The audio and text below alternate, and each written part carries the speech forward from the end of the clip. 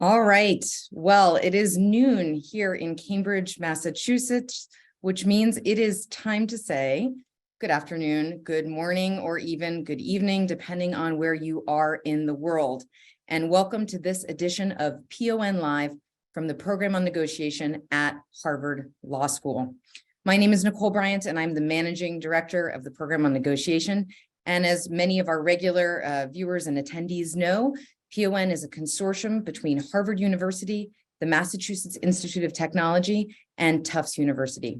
And for 40 years now, PON has led the world in research, curriculum development, and executive education trainings related to the fields of negotiation, mediation, and conflict resolution. And in the past couple of years, we're delighted to have expanded our reach with a series of virtual events such as this, at which we regularly bring together a couple hundred participants from all over the world, featuring our researchers, faculty, and invited guests.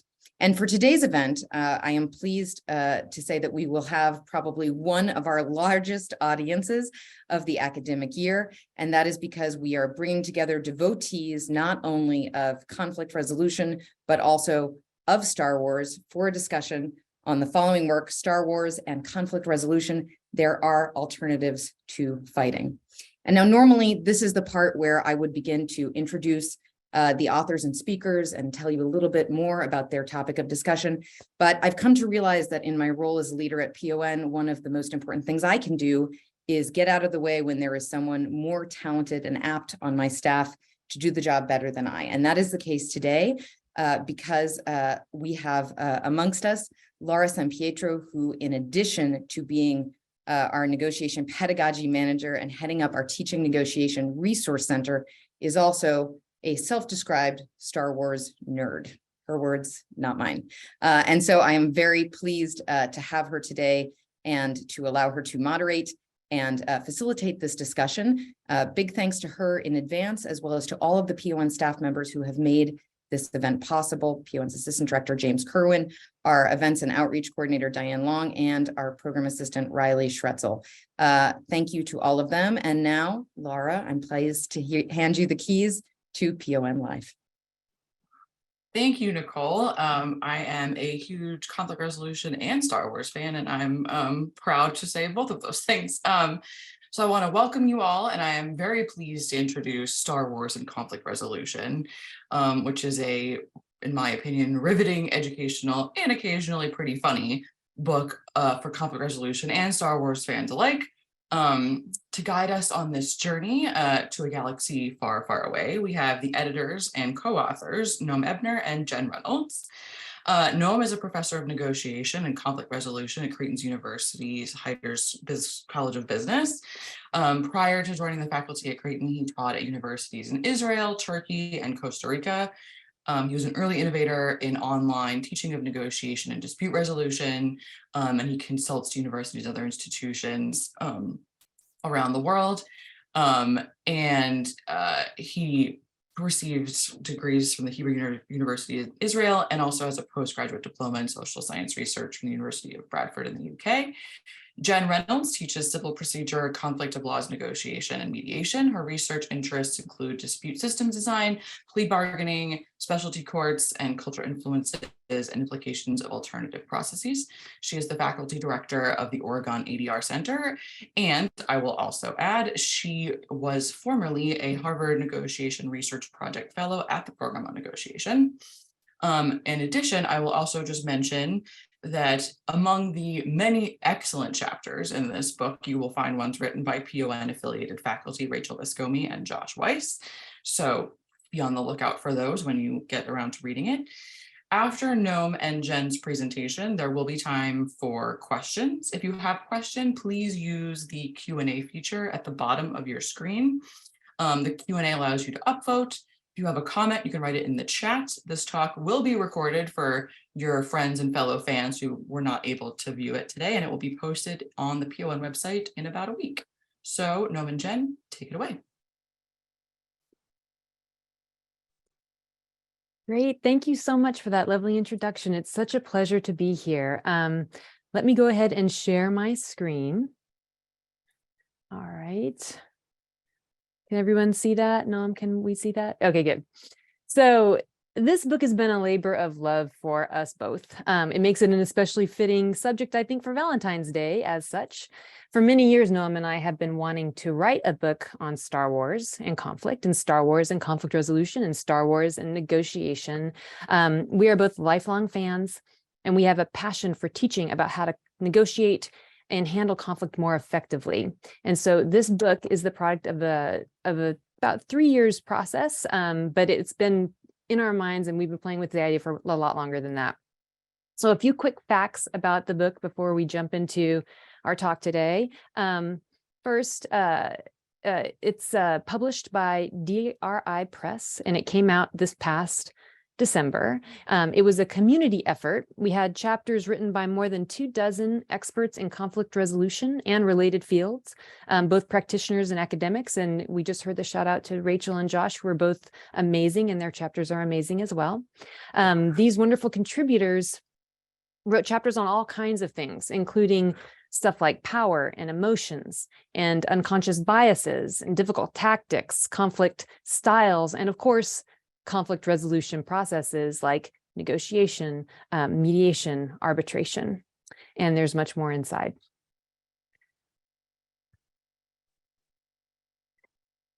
Hello there.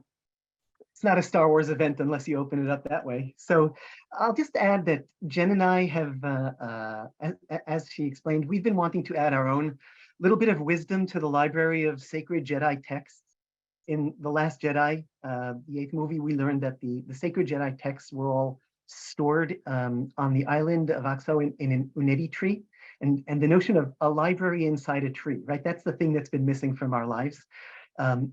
Just like a book on Jedi and negotiation, conflict resolution in Star Wars, also missing from our lives, but not anymore.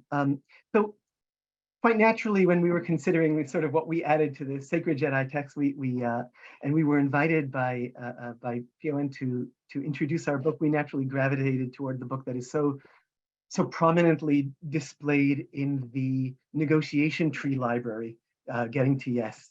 And there are lots of reasons for this. One is because it's the book that we ourselves and so many negotiation students and so many negotiators and so many of all of you out there, I'm sure, met as perhaps our first or one of our first books and negotiating.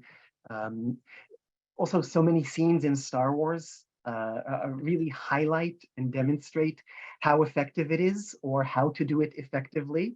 So how to do it ineffectively, we'll be demonstrating some of those. And finally, because in addition to our appreciation for Getting to Yes as a book, as a model, as wisdom, there's another reason we gravitate to it, and that's because we get another form of inspiration from Getting to Yes, and that comes from its really remarkable spread.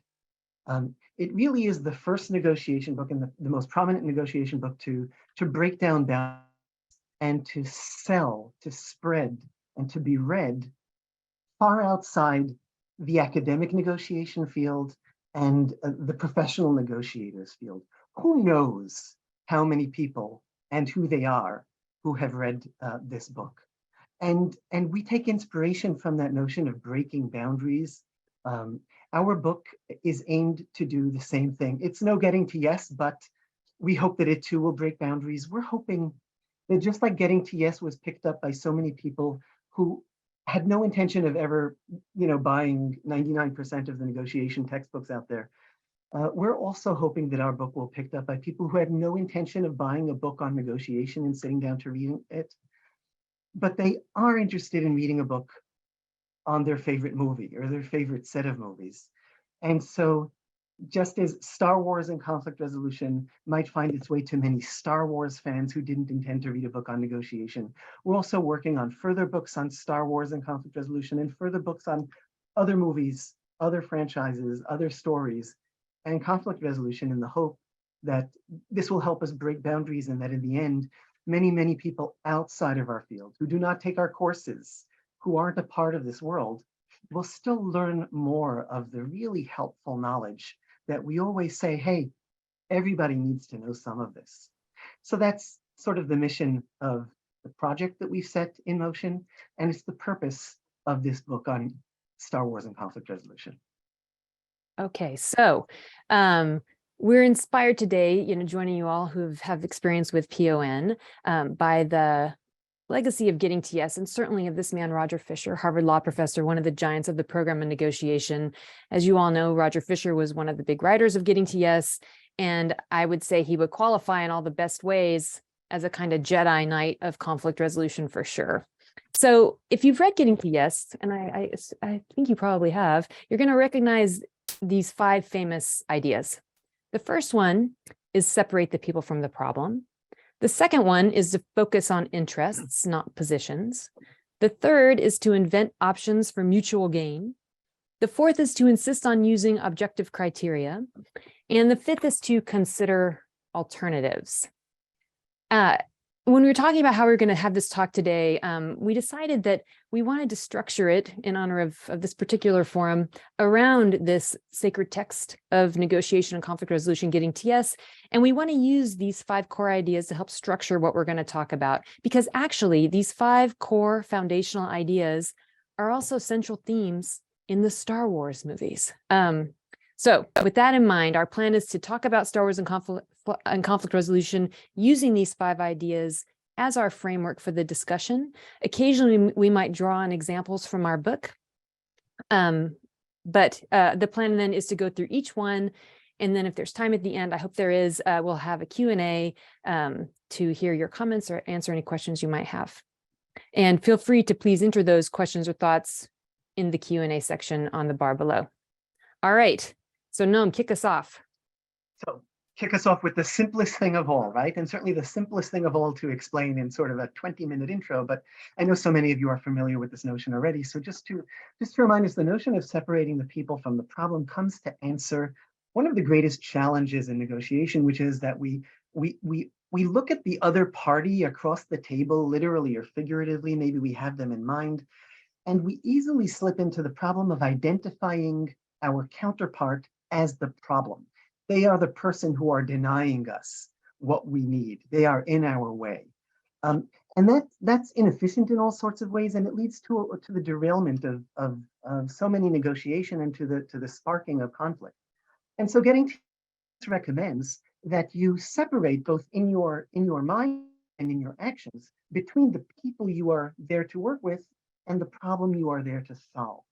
And going beyond that, the book gives the advice of being soft on the people, not treating the people as if they are an enemy to be vanquished or a problem to be solved in themselves, but being soft or respectful or civil or whatever you want to fill in there, and still treating the problem with all due seriousness, being hard on the problem. And in Star Wars, we see that come up. They have a lot of problems to solve. Every moment offers a life and death challenge. And we're going to start off with one challenge that happened, a scene that we see at the beginning of the 6th movie, Return of the Jedi. If you recall, at the end of The Empire Strikes Back, the 5th episode, we saw Han Solo frozen in carbonite and delivered to Jabba the Hutt, to whom Han Solo had owed a great cash debt.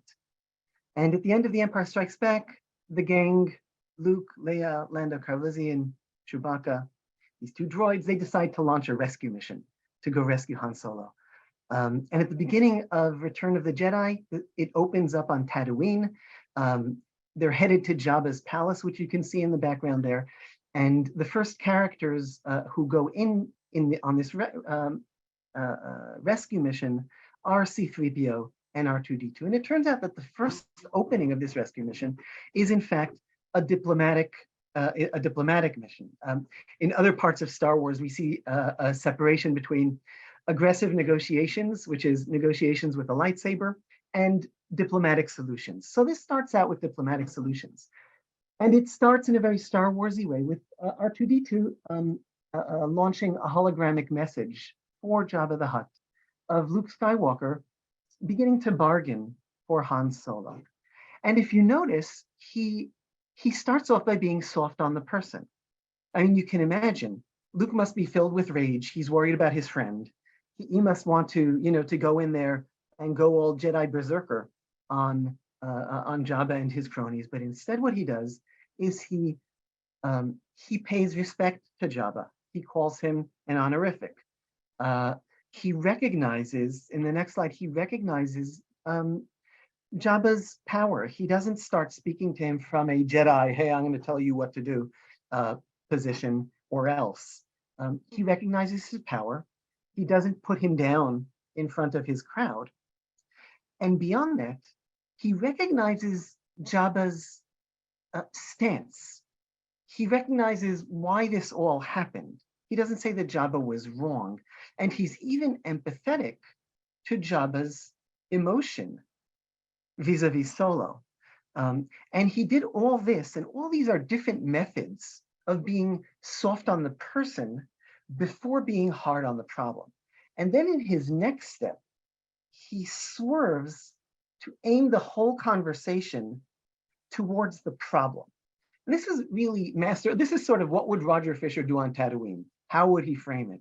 So after being soft on the people, he swerved, he pivoted towards the problem, and he used language which is straight out of Getting to Yes, like we can work together, we can work out an arrangement, the arrangement should be mutually beneficial. In this case, it didn't work. And there might be a variety of reasons why it didn't work. Maybe we'll get to some of those later, but Jabba figures, no, I'm not into that. I don't want to trade up. I like my favorite piece of artwork right there on the wall, and I'm going to keep him that way. So Luke had to search for other methods in order to both continue the negotiation and ultimately rescue Solo. I don't want to give it all away. Go watch the movie. In another example, and this is from episode 1, The Phantom Menace. It's in the prequel movies from 1999. I know many of you out there, people are from different generations, and that includes different generations of Star Wars viewers. So we're giving these introductions to each movie. We see a situation in which a droid army has conquered the planet of Naboo. We won't get into the details why right now. That would take around 3 hours to explain. And the queen of the humans on Naboo has approached the leader of the other sentient species on Naboo, Boss Nash, who's standing up there on the tree trunk. And she's attempting to forge an alliance with him. There's a lot of enmity between those two species. Particularly, the enmity is from the side of the Gungans towards the humans. We don't know if the humans are particularly their enmity towards the Gungans, but the Gungans have a lot of enmity towards the humans, particularly because they feel that the humans always look down on them. So the moment they meet, Boss Nash of the Gungans, he literally opens up by being hard on the people. He said, "You saw all Bombad," which literally translates to, "You all suck." And that's how he opens these negotiations. And instead of responding in kind, like, "No, you suck," what Queen Amidala does is she reframes what he says, and she reframes sort of the entire relationship through being soft on the people. It's not that we hate each other, we don't agree. We don't agree includes in it that we both have valid stances, we both have valid opinions. Also, it's not that our people are at war. Generally, we've always lived in peace, even though you might not like us or we might not like each other. But it's not the hard on the problem, hard on the people was sort of translated into a much softer stance, which she then continued by removing the notion of being hard on the problem from the hard on the people from the equation here. And in the next slide, we see that she says to him, the queen says to, she says instantly, "We're your humble servants." Okay, so instead of going hard on the people, she's going extra soft on the people. And then in her next sentence, she goes one step forward and she says, "Look, this is a negotiation, but essentially it's all up to you. Our fate is in your hands. We can work together on the problem in a moment, but just know straight ahead that you, in Star Wars language, you have the high ground here. And we're not going to fight, we're not going to argue over that."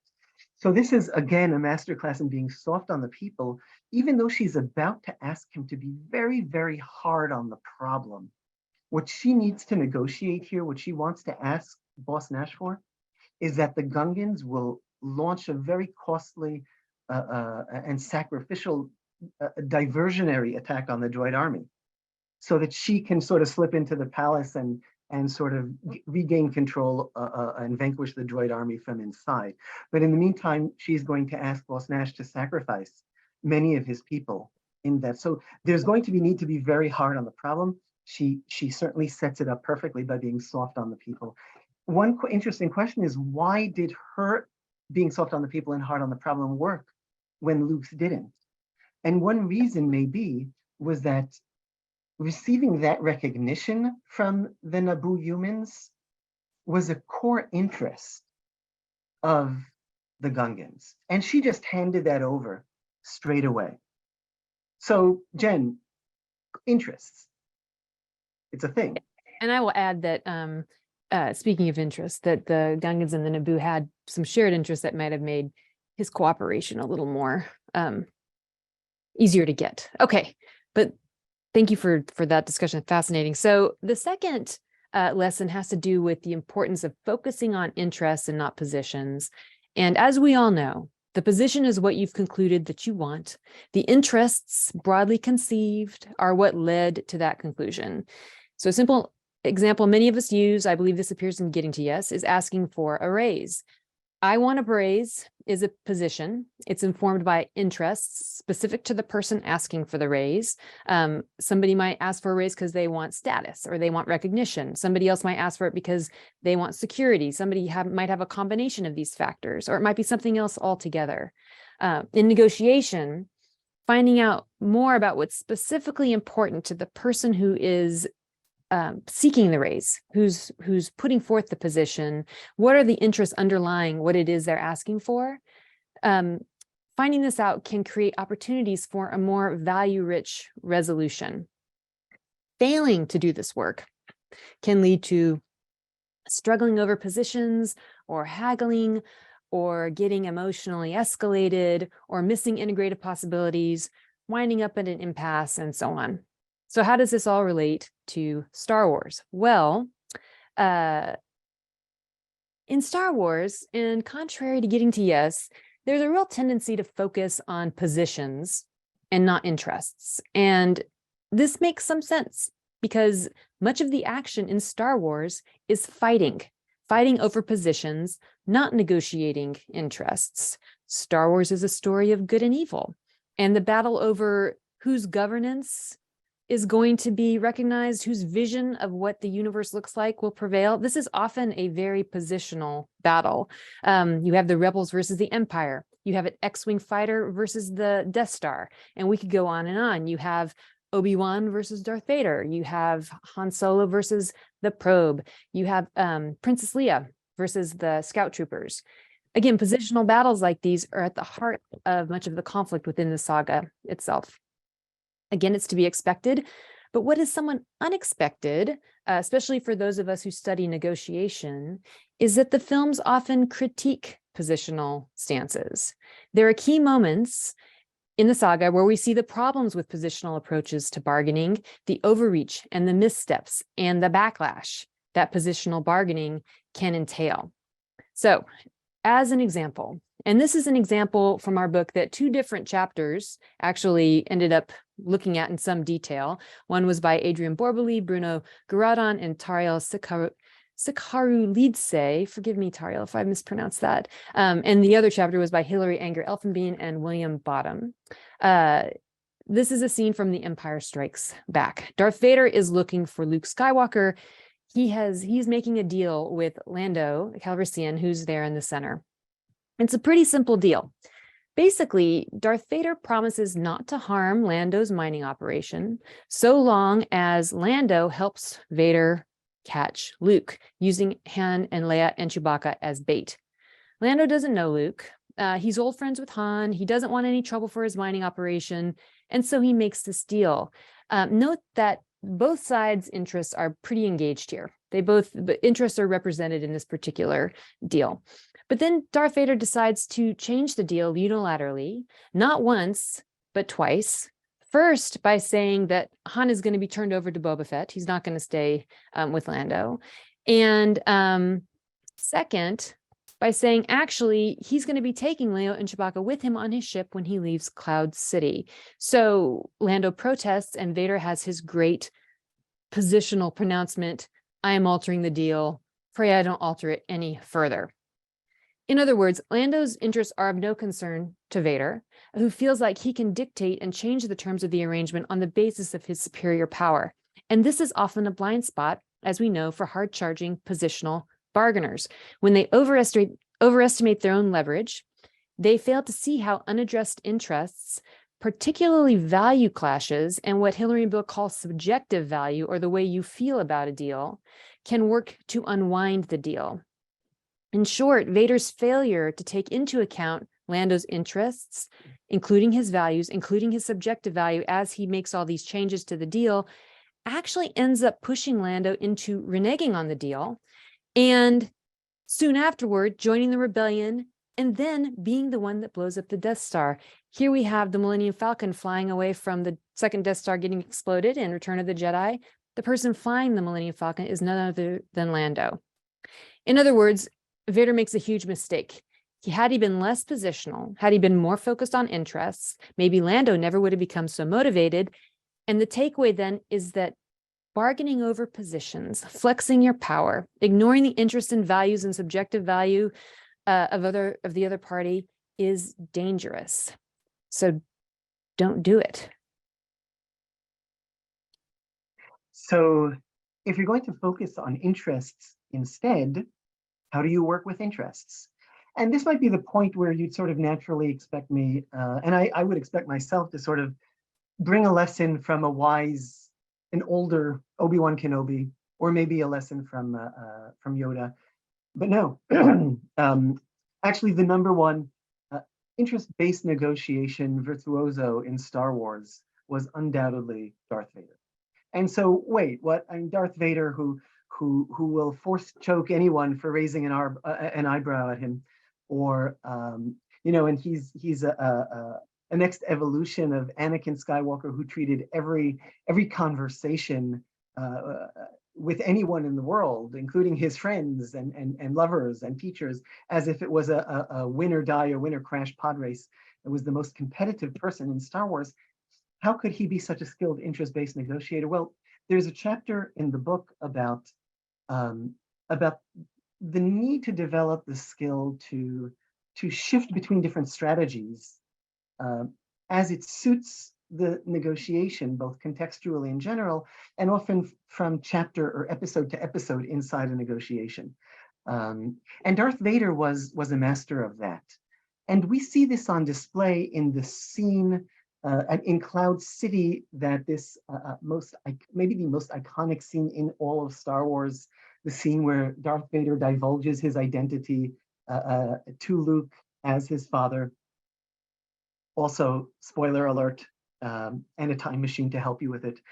And so as in Cloud City, Darth Vader sort of lured Luke to Cloud City, and they start to fight. Lightsabers clash, and the fight didn't last very long. And indeed, in just a moment, we see Luke is on the ropes. The ropes are naturally a catwalk. Luke is defeated, and he has Vader's lightsaber at his throat. In other words, if this were sort of like a metaphor for a positional battle, there's a very clear win-lose here. And at that moment, Vader might have killed Luke, or he might have tied him up or coerced him or dumped him into carbonite to achieve by coercion whatever he wants from Luke. But instead, he does none of them. And what happens is that he fundamentally changes everything about the interaction. And he starts to make a very persuasive pitch to Luke to join him on the dark side. And if you consider every sentence he says to Luke in the rest of that iconic scene, you'll realize that every single sentence speaks to an interest of Luke. And if you run through it, we can see that first Vader offers him, join me and I'll complete your training, as if he's saying, hey, Luke, I hear that you just lost a teacher, conveniently ignoring the fact that he had just killed Luke's teacher. So I hear you lost a teacher. I know someone who can teach you. Luke, you seem like a nice guy who would want to end this destructive conflict and bring order to the galaxy. I can help you do that. That can be your role in all this, to kind of throw a ray paste to all that. That can be your role. Not only that, but you can kill the biggest baddie of them all. It's not me. No, not me. It's the Emperor. The Emperor. He's the real bad guy, and you can be the one to destroy him. Whether that would serve your feeling as a bringer of justice, or whether that would serve your desire for vengeance, or whether that would serve your eliminating evil in the galaxy, whatever, or just your ego, whatever interest that may serve, I can help you satisfy that. And finally, his last and again most iconic, persuasive tactic is to offer Luke, join me. And he offers him a combo, a double combo of interests. We can rule the galaxy together, right? So he's offering him power, ultimate power, unlimited power, Palpatine would say here. And he's offering him familial connection. Hey, you might have been looking for a father all your life. Guess what? Guess who's here? Like, let's wrap this up and we can go play catch just like you've always wanted to. So Vader is actually working with Luke from that point on. He's working with him only through interests. And really another interesting thing here is that his interest-based strategy failed. And here I'd like to sort of dial back what I said about Darth Vader being a virtuoso with interest. He's not. He's an expert at staying focused on an interest-based approach when he wants to. But note that the only tool he's using is a tool that's recommended in getting TS, and which we often use in negotiation, which is sometimes you don't know what the other party's interests are, so you can guess and see what their response is. And that's the only tool that Vader used time and again. He assumes he knows what Luke's want, and he tosses it out there. Now, you're supposed to do that tentatively, right? Like, toss it to the other and then see how they respond to it. And that way you learn whether this is truly an interest of theirs, and then you keep working with it, or it's not, in which case you try another tack. Vader does not do tentative. In fact, I think that's something we can say solidly about Darth Vader, not the tentative sort. So he keeps using that again and again. He's a one-trick pony, and that means he doesn't do, he doesn't use some of the most basic advice in getting TS. How do you uncover interest? You might guess, you might offer an option and see whether that works. Simply, you might ask why, and then you might ask why not. So there's a host of tools you can use.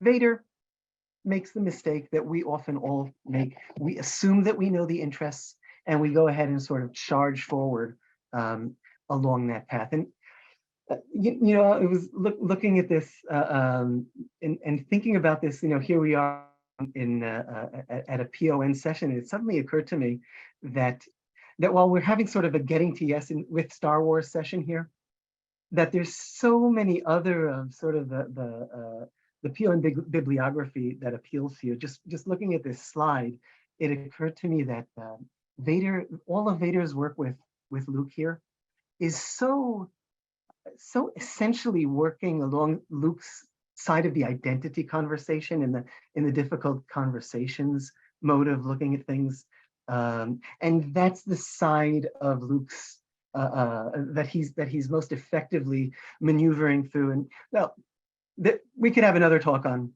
difficult Star Wars conversations, or getting past no in Star Wars, but not for now. Okay, back to getting TS in Star Wars. And what's next on the getting TS list? So the first lesson was to separate the people from the problem. The second was to focus on interests, not positions. And the third and fourth items from this getting TS are to invent options for mutual gain, and then to insist on using objective criteria. So let's start with this third one, this inventing options for mutual gain. What does this mean? Well, once you are focused on the problem and you've identified the interests of the parties, you can generate possible terms of agreements that address those interests. In the negotiation about the raise, for example, if one of the interests in asking for the raise is about prestige, it may be that other options, the corner office, a fancy title, some other form of recognition, could address that interest just as well or better than the raise. So inventing options, thinking about what might work, is at the heart of value creation in negotiation. Having many options makes it possible for us to figure out how to make the deal as responsive to party interests as possible. So we know this. Central to this process of inventing options is creativity. The ability to think outside the box is one of the hallmarks of an excellent negotiator, and Star Wars, for its part, is full of demonstrations of creativity. Just as a quick example, consider the many times in the films that the characters disguise themselves as something that they are not. Here you have Han and Luke pretending to be stormtroopers so that they can sneak around the Death Star looking for the princess. In Return of the Jedi, Lando dresses up as a guard so that he can infiltrate Jabba's palace and help rescue Han. Likewise, Leia and R2 both don disguises to get into Jabba's palace. Leia wears a bounty hunter outfit, and R2, first posing as a gift from Luke, but secretly harboring Luke's lightsaber, allows himself to be converted into a movable tray for drinks. So disguises and costumes are a classic maneuver in these kinds of stories, and they are often used by the underdog, the person who lacks the structural power to go where they want.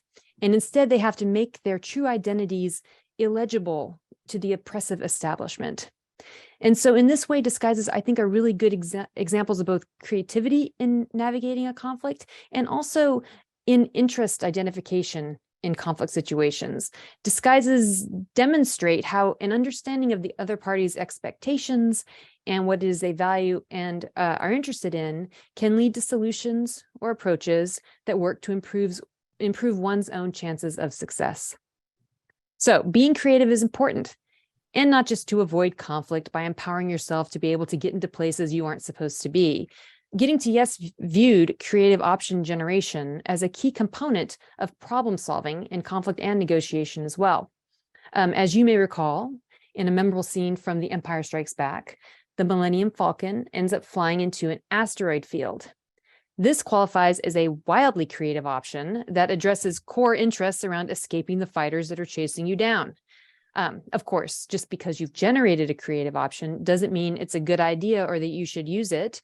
You have to evaluate those options against objective criteria. And that brings us to the fourth lesson. So, using objective criteria. Well, whether to navigate through an asteroid field is quickly and quantitatively analyzed in terms of its likelihood of success. And it turns out to be 3,720 to 1. Never tell me the odds, replies Han Solo, and he continues to fly through the asteroid field. In interest-based negotiation, when you've identified interests and you've developed possible options, it's important to evaluate those options. Criteria and standards of legitimacy help in that evaluation. Although Han did not want to hear the odds, they are useful when it comes to making choices, and deciding whether something's a fair offer or explaining why a particular option should be used is easier when you have criteria you can point at. Looking at things like the odds can help a negotiation, even a very difficult and emotionally charged negotiation, move forward. So let us take as an example one of my favorites in Star Wars, Yoda. So Yoda is a very powerful Jedi. He has trained Jedi for more than 800 years. Here he is training younglings at the Jedi Academy. So Yoda ends up training Luke in the ways of the Jedi, but he doesn't immediately want to do it. In fact, Yoda's decision to take on Luke's training is negotiated, and the mechanisms for navigating that negotiation have to do with criteria. So let's parse this out. Here we have Yoda on the left and Obi-Wan Kenobi, who has become a Force ghost, on the right. In the conversation we're about to recall, Luke has been acting impatient and angry, leading Yoda to conclude that he can't train someone like Luke. So Yoda says, "I cannot teach him. The boy has no patience." Obi-Wan replies, "He will learn patience." So with this comment, Obi-Wan appeals to criteria, namely the professional norms and institutional ethos of educators. It's a reminder of a shared belief that he and Yoda have around the roles of teachers and students, as well as fundamental beliefs around the human capacity for change. So Yoda takes another tack, saying, much anger in him, like his father. This is no small comment, given who his father is. And to this, Obi-Wan replies, was I any different when you taught me? Here we have another example of using a criterion to evaluate a proposition. Obi-Wan appeals to the precedent of his own training as an example of how angry people can be taught to be good Jedi. So Yoda concludes with, he is not ready. And at this point, Luke gets very excited and says, Yoda, I am ready. Ben, I can be a Jedi. Ben, tell him I'm ready. Here, Luke introduces the criterion of expertise or expert opinion to help push the agreement in the direction he wants it to go. So, of course, the interesting thing about objective criteria is that they don't always push in the same direction. It's not called a battle of experts in litigation for nothing. And as this conversation continues, Yoda draws on his own expertise, on his own past experience, and on his own understanding of Jedi values and norms. And it turns out all those criteria actually point toward deciding against training Luke. However, ultimately, Yoda does agree to train him, and thank goodness for that. It would have been a pretty short trilogy if it had ended at that point. Indeed. Mhm. Yeah. So the next, the final sort of piece of advice, the central piece of advice in getting TS is to consider alternatives. And by alternatives, the notion is that as you enter a negotiation, don't get lost in thinking that the entire world is encapsulated in this negotiation, at this negotiation table, and that nothing else can happen outside of the negotiation table. And that there might be solutions to my problem outside of this negotiation. I might be able to negotiate a satisfactory deal with someone else. I might be ordered to take unilateral steps to solve my problem on my own without reaching agreement with whoever my counterpart is at this table. Specifically, Fisher, Yuri, and Patton in Getting TS suggested that I pay attention to my BATNA, my best alternative to negotiated solution. In other words, whatever might happen here in this negotiation, what's the best that I can achieve on my own or with someone else outside of this? And I can use my BATNA, once I've identified it, I can use it both to save me from making a bad deal at the table, and I can use it perhaps as leverage in order to achieve a better deal at the table. This was Getting to Yes is a notion of a tool that can help us at the table to achieve persuasive leverage in a way that isn't sort of application of blunt power and coercion. And in Star Wars, of course, coercion is often used, and it's often used bluntly. But you also see in Star Wars a very, very deep belief, even a surprising belief in the power of negotiation. And we see this, I first encountered this when watching, this is in the episode 2, Attack of the Clones. This is Chancellor then Palpatine. He runs the Republic, and there are many, many planets and systems that are separating from the Republic. And Palpatine is negotiating with these separatists, hoping to bring them back into the fold. And the Jedi ask Palpatine, well, have you considered what you would do if we're unable to solve this diplomatically and bring them back into the fold? And Palpatine says, my negotiations will not fail. And I mean, 10 for 10 for conviction, but as a young negotiator and studier of negotiator at the time, it struck me as, what do you mean? You don't get to decide whether your negotiations will fail or won't fail. One party doesn't ultimately get to decide that. And not only that, sometimes you're better off causing the negotiation to fail. And we know that you need to prepare for the eventuality that it might not work out. And you also need to prepare really good backup plans that might even be better than what you can achieve at the table. So this was surprising. Of course, Palpatine was playing a completely different game, which explains why he could just toss out negotiating nonsense like that. But again, kudos on the positive attitude. In Star Wars, we see parties using and not using alternatives more effectively. And the first time we see that is in that situation we saw earlier on when Queen Amidala of the Naboo, her planet was taken over by the droid army. She escapes, the Jedi help her escape from the planet. She's on her way back to the Coruscant, the capital of the Republic, to plead for assistance from the Republic. And on the way, what can you do? Their ride breaks down. They need a new hyperdrive generator. So they land on a random planet out of the millions of planets in the galaxy. And wouldn't you know it, like everything else that happens in Star Wars, it's Tatooine. So they need a new hyperdrive generator, and they walk into a used parts shop, and they encounter the used parts salesman, who's just like every other used parts salesman you might have encountered. And Qui-Gon, and it turns out that he has the part, and Qui-Gon offers him, cash on the table.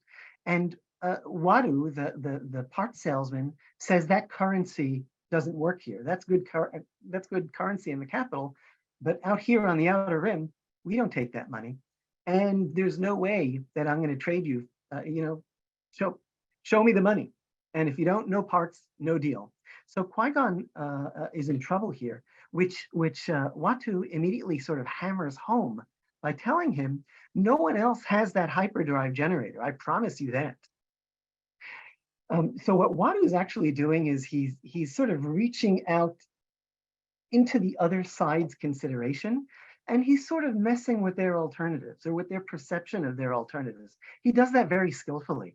And in doing so, he points out two flaws in Qui-Gon, the Jedi's negotiating abilities. Qui-Gon didn't develop alternatives before walking into the store. He didn't do a market survey. He didn't ask people, he didn't go to whatever the Costco of hyperdrive generators are. He didn't look into any of that. And instead, he just tried to buy from the first person he saw. Qui-Gon didn't then try to verify any of this. He didn't go into a dozen other stores to ask, hey, you got a hyperdrive generator? Maybe Watu's not telling the truth. Maybe he is telling the truth, but he didn't do his homework. If I were Qui-Gon, I would look for alternatives. Qui-Gon does not. And instead, he just basically accepts that Watu is the only game in town. I have no alternative. And he tries, they need to come up with other ways in which to buy it from Watu. He doesn't even try to mess with Watu's alternatives, such as by saying, what are you going to do with this luxury ship hyperdrive generator out here in the sticks where you're unlikely to find another customer? I don't see any other customers in your shop, because he doesn't point to Watu's lack of alternatives, but instead just accepts it. And indeed, in Star Wars, we see a lot of that. And just very quickly, I'll jump to one scene in which working with alternatives well could have really helped. And let's go back to the very first movie, to Star Wars. And the first time we encounter Han Solo and Chewbacca is when Luke and Obi-Wan Kenobi, they need to get off Tatooine quickly. They need to deliver the droids with the plans to the Death Star to Princess Leia of Alderaan in order to save the rebellion and hopefully destroy the Death Star. Everything's riding on this negotiation. Can they negotiate passage aboard the Millennium Falcon? They don't have much money. Han Solo asked for 10,000 all in advance. They don't have that kind of money. And Luke responds in a knee-jerk reaction that is, we could buy our own ship for that. And Solo responds to him in another knee-jerk reaction and says, like, yeah, right. Yeah, you in which pilot? And knee-jerk after knee-jerk, right? Suddenly the farm boy could probably pilot a ship right out to the other end of the galaxy. And then finally, and all this happens within 20 seconds, Luke gets up to leave. And so this is a sort of a knee-jerk positional bargaining situation. It was helped when Obi-Wan sort of reached out and sat Luke down and offered an interest-based solution. We don't have the money now, but we can promise you some now, and some when we get to Alderaan, when we'll have the royal family's purse to pay you out of. So focusing on interests help this negotiation along.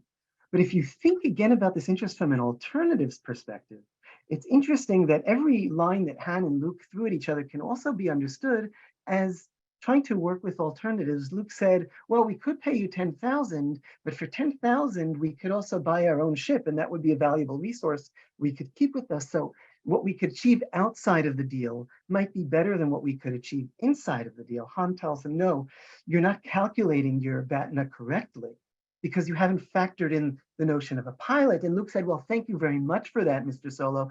But actually, we don't need to factor that in because our assessment is fine because I can pilot that. And so they're actually, tongue in cheek, I'm saying they're actually working in a way with alternatives. But no, they're not. They're doing knee-jerk positional bargaining, as we so often do. And if it weren't for the presence of mind of Obi-Wan Kenobi to offer an interest-based suggestion there, once again, the trilogy would have ended after 45 minutes, and we probably wouldn't be talking today. So there you have it. This is Getting TSs Told Through Star Wars. Both of these remind us to be successful in negotiation and in our handling of conflict, we must remember to separate the people from the problem, being hard on the problem, soft on the people, to focus on interests, not positions, to invent options and be creative and expansive in that generation of options, and to identify criteria and norms that we can use to measure our proposals. And finally, as Noam was just describing, to remember what we and they might do away from the table. And of course, Suinated Tree has many sacred texts. Getting TS is just one of many wonderful conflict and conflict resolution related resources that the authors in our book draw upon. Some of these are PON associated, some are not. We are lucky to be part of such a wonderful and dynamic community. Let me quickly show you our website. This is our website. Don't hesitate to reach out to either Noam or myself if you want to get involved. We are always looking for people to join the network. Yeah. Noam, any last questions or any last comments? I'll just add, we're just going to jump over to your comments and the reason that we're going to do it. We could keep talking about Star Wars and conflict resolution forever. But one of Jen and I earliest decisions in this project was not to write the book ourselves, but rather to open it up as an edited book and invite the world to come in and offer their ideas. And that is just because everybody sees Star Wars in a different way or sees whatever movie it is in a different way. And there are so many good ideas that we would never have thought about them, and the same goes for all the comments we've been seeing in the chat, and I hope for the questions and comments that we're working on now. And now, as we're working on a second volume or episode 2 of Star Wars and conflict resolution, we continue to get proposals of all sorts of ideas that we would never have seen. So over to you, everybody. We'd love to hear what questions or comments have been going on. Thank you, Jen and Noam. That was fascinating, and there's a ton of great questions coming in. There have been a couple questions around values in negotiation, and sort of specifically sometimes doing or trying to use objective criteria in negotiation implies the use of shared values. And sort of related, when you're sort of trying to use an interest-based approach, but you discover a clash of values. So maybe you guys talk about that briefly and about some ways that is confronted in Star Wars. Mm-hmm. Go ahead. Okay, so we have it there. It might be that to some of these chapters, to some of these questions, I'll go ahead and say, we have a chapter on that in the book, but that's only because we have an amazing chapter on that in the book. And this was written by Adrian Tariel and Bruno that Jen mentioned earlier. And it's what to do with the clash between interests and values. And it focuses on something Star Wars fans love to focus on, which is the fall of Anakin Skywalker, Anakin's turn to the dark side.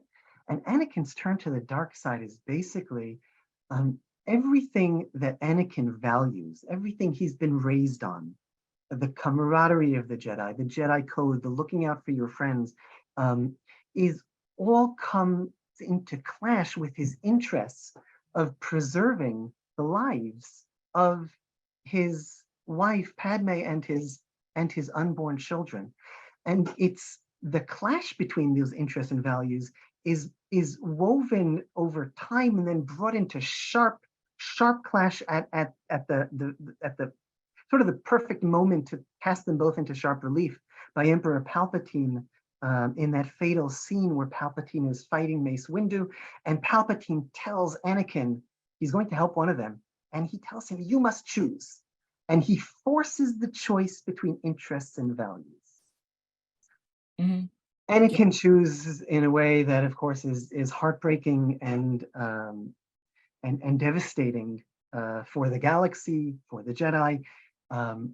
In that chapter, and without getting into detail here, I'll just say that the authors really explain how to think about those clashes, how to recognize them when they come up, how to think about them, and how to resolve them both internally and also to work with the other, and hopefully to be able to resolve them in ways that don't lead to you becoming Darth Vader. Yeah. Yeah, I'll just add, if it's all right. I just want to be sure to say this before we move on, but I actually in my teaching have stopped using the term objective criteria. I now just say criteria because I want to, I think it helps remind us about the embedded value assumptions in criteria, and that criteria are often not objective per se. So it's, but that doesn't mean they're not useful. So I think that it's a useful set of questions. Thank you. Oh, that's a great insight. But there are several questions around feelings and dealing with emotions and negotiation and active listening, all things that are discussed in Getting to Yes, and also Difficult Conversations, and I recommend picking up those books. But so throughout Star Wars, there's a sort of push and pull of emotions and how that impacts you, and the Jedi versus the Sith, and how sort of we can use emotions in negotiation as a tool or as a problem. Yeah, there's it's such a great question, and it's certainly a very important issue. And there's a lot in our book. So not to do this thing that no one's just talking about us not doing, but read the book. A lot of the folks in our who made proposals for the book and who are in the book grapple with this problem of the Jedi's desire not to be emotional. So part of what many people think brought the Jedi down was their insistence on mastering, suppressing, holding down emotions, and also relatedly not forming attachments. So these two commitments, and why they made them, because they don't want to be like ruled by their baser passions or whatever it is. They don't want to be tempted to the dark side. So they made these rules for a reason, but they end up being the very thing that makes it impossible for them to see that Palpatine, who becomes the Emperor, is growing in power. So they're blinded to the risks around them because they're so committed to maintaining this control. And they also fail then to recognize the identity and emotional needs that Anakin has. And those become so pronounced and so unmanageable by the Jedi that it is inevitable. It's arguably inevitable that he ends up turning to the dark side. So I think that it's absolutely something that everybody who negotiates and works with conflict needs to become really literate around, both in terms of the way it affects conflict and how it affects ourselves. Yeah, and particularly, I'll just add that in the chapter directly dealing with emotions in the book, the authors sort of analyze the fear leads to anger, anger leads to hate, and all this leads to the dark side. And they actually go into that with research from psychology and social psychology that was conducted here in our galaxy. And they point out that can happen, but that a certain sort of working with those darker emotions can interestingly lead not to those devastating outcomes, but they can actually lead to pro-social outcomes. In other words, there are ways of enhancing cooperation through some of those darker emotions. And as Jen said, we need to get better at that, because we reach those choice points. Our anger could lead us down a dark path, or it could lead us, to be very focused on reaching a good outcome here. That could actually lead to the most interest-based outcomes of them all. Yeah, that's such a great point. I will just say that the chapters on emotions and empathy in the book are great and interesting, and I found personally just very useful and insightful, so I would highly recommend those. I want to just do one quick question, because be mindful of everybody's time here. But so there's a lot of different power dynamics going on in Star Wars, and a lot of this is discussed in the book. And so we had a great question about how you can try and find common interests with people that hold power over you, and what are some sort of strategies to use to try and bridge that gap when there's really severe power imbalances. Jen, you want to jump on this? Well, yeah, it's a huge question for the very Yeah. end, but Sorry. Yeah. a great We'll have to question. have you back, I guess. Yeah, no, definitely. And so I think that there's a lot that we would need to know to really be able to answer that question, I think, with any kind of precision. But I think in general, one thing that comes to mind immediately is the importance of developing relationships. So even in situations where there are huge power imbalances, it is possible, I think, not maybe in every situation, but in some situations, it's possible to make connections with other people that can advantage you when you're in some sort of a negotiated discussion with them. And so, because to the extent that they can see you as, a person worthy of taking seriously, despite the fact that you're in a power imbalance, you have, I think, more, to put it very bluntly, leverage in any kind of ask you might make of them. So this is, I think, one strategy. And I'll jump in to say that the very first chapter in the book, sorry, I'm doing that again, but a chapter by Rachel Viscomi of the Harvard Negotiation Mediation Clinical Program. This chapter distinguishes between what's called power over, which is the coercive power that we're used to thinking about, and that, Lara, that you posed and the askers posed. But there are different ways to conceptualize and think about and use power, and when faced with a power imbalance of a power over situation, as we so often encounter in Star Wars, usually the counter move is to form power with, which is power through relations, whether it's other relationships with others or try to form relationships with those with power off you. So it might be forming a rebel alliance against the ginormous empire. That's power with others. It might be trying to form power with just like Luke does with Darth Vader, trying to form a relational power with in Return of the Jedi, even as Vader is taking him into the empire the emperor to be converted to the dark side. That's another way to think about power. Yeah, those are such great points, and I can't endorse the book enough. Whether you are as big a Star Wars fan as I am or not, it's really educational. And so thank you so much to Noam and Jen for being here. And I'm going to turn it back over to our managing director, Nicole. Thank you, Lara. Thank you. Thank you, Lara. Thank you, Noam and Jen. Really engaging discussion, and love all the comments and questions in the chat and the Q&A. Sorry, we aren't able to get to everything, but this is such a rich discussion, so we hope it'll continue offline. We are pleased to present a series of upcoming events. Next up, Paul Robitaille on February 1st, and then Francesca Gino and Julia Minson on March 10. So lots of good short lunchtime events for you to tune into shortly. Our spring and summer programming, as well as fall, actually starting now, is open for registration. So if you are interested in learning more about the tools and techniques we talked about for conflict resolution, negotiation, or mediation, please head to our website to check out more about those and see if you might be interested in coming to visit us either in Cambridge, Massachusetts, where it's lovely out today and will be great throughout the spring, or perhaps for one of our online programs, Negotiation Essentials Online, or our one-day virtual programs, Stevenson Carlbach next week, Julia Minson in May, and Francesca Gino in June. Thank you again to all of our speakers and staff.